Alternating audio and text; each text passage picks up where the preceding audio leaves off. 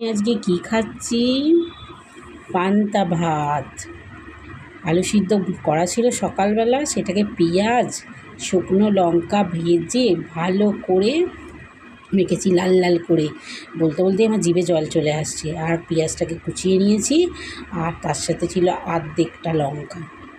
আর্ধেকটা কেন আবার আপনাদের প্রশ্ন আসতে পারে, এখানে ছিল তাই আর্ধেকটা লঙ্কা মেখে নিচ্ছি।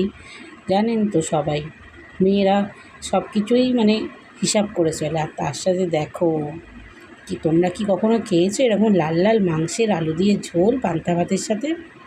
তোমরা খেয়ে দেখো, দারুণ খেতে লাগে। আর একটু সর্ষের তেল একটু অল্প করে ছড়িয়ে নিয়েছি।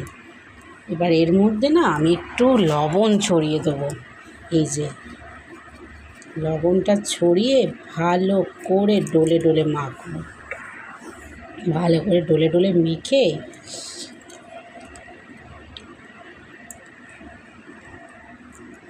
যে ডলে ডলে লঙ্কাটা যে ঝাঁঝ ওর জন্য আধখানা খেয়েছিলাম আর রেখে দিয়েছিলাম। কোনো জিনিস কেনা জিনিস ফেলতে ইচ্ছা করে না। এই যে ডলে ডলে ভালো করে মাখবো।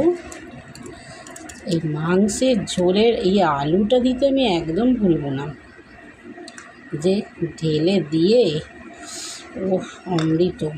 তাড়াতাড়ি করে তাহলে খেয়ে নিই।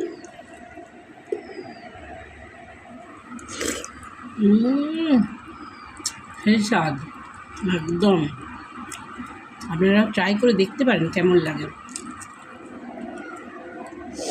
একটু আলু, একটু মাংসের ঝোলের মাংস নেবো, নিয়ে ব্যাস